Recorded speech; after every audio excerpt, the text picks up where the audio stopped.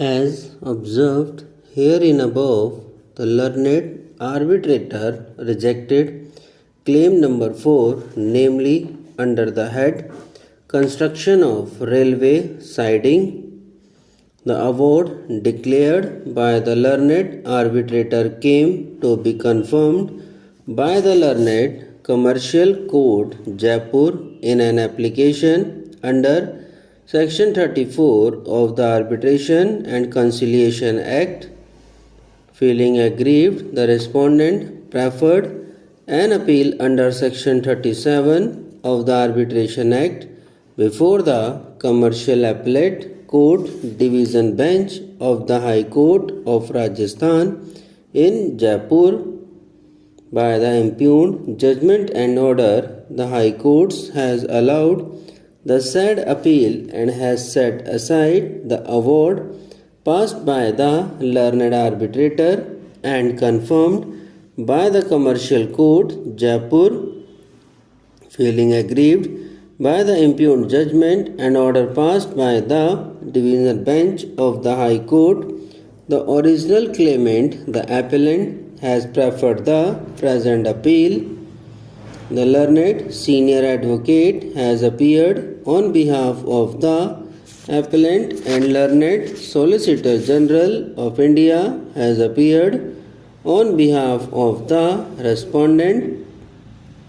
The learned senior advocate appearing on behalf of the appellant has vehemently submitted that in the facts and circumstances of the case, the High Court ought not to have interfered with the concurrent findings of the learned sole arbitrator and the learned Commercial Court under Section 34 of the Arbitration Act by giving an alternate construction to the CMTA. It is vehemently submitted that by passing the impugned judgment and order, the High Court has exceeded in its jurisdiction in interfering with the award passed by the learned arbitrator, confirmed by the learned Commercial Court, while exercising the powers under Section 37 of the Arbitration Act. It is further submitted by the learned senior advocate appearing on behalf of the appellant that under Section 37 of the Arbitration Act, the scope of judicial inquiry is narrow and does not entail giving on construction to the contract. It is submitted by disturbing the findings. The High Court has gone beyond the limited scope of inquiry planned under Section 37 of the Arbitration Act. It is further submitted by the learned senior advocate appearing on behalf of the appellant that the division bench of the High Court has failed to appreciate that the interpretation made by the learned sole arbitrator on the clauses of CMDA was plausible interpretation and therefore the same should be allowed. In support of his above submissions, the learned senior advocate has heavily relied upon the decision of this court in the cases of Associate Builders versus Delhi Development Authority, Steel Authority of India Limited versus Gupta Brothers Steel Tubes Limited,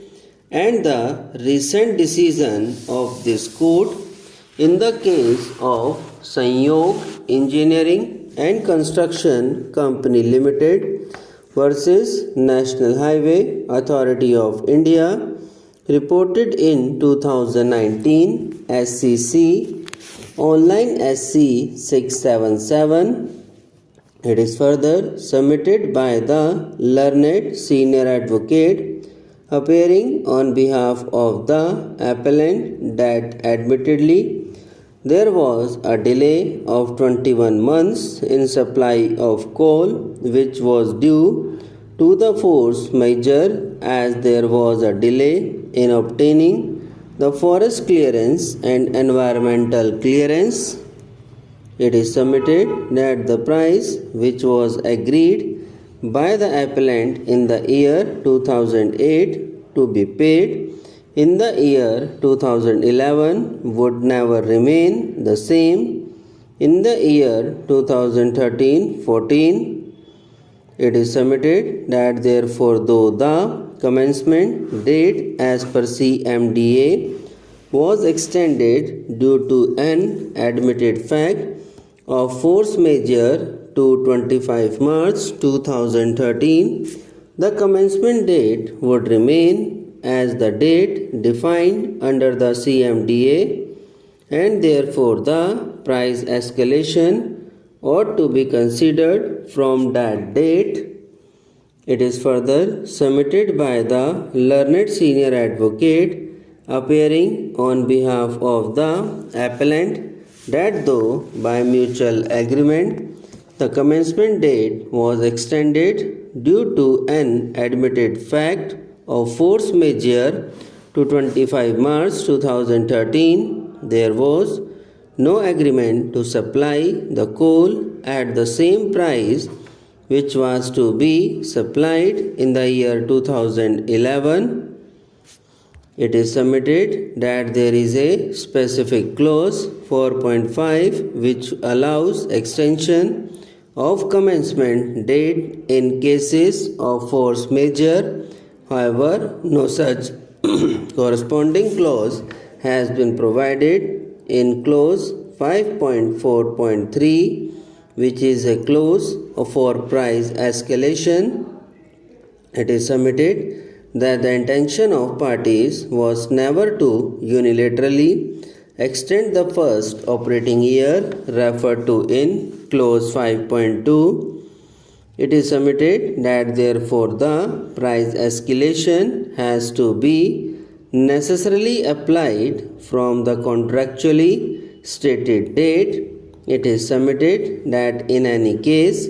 the interpretation by the learned arbitrator was plausible and as such was equitable also. Merely because some other view was possible, the High Court is not justified in interfering with the interpretations recorded by the learned sole arbitrator, and that too in exercise of powers under section 37 of the Arbitration Act.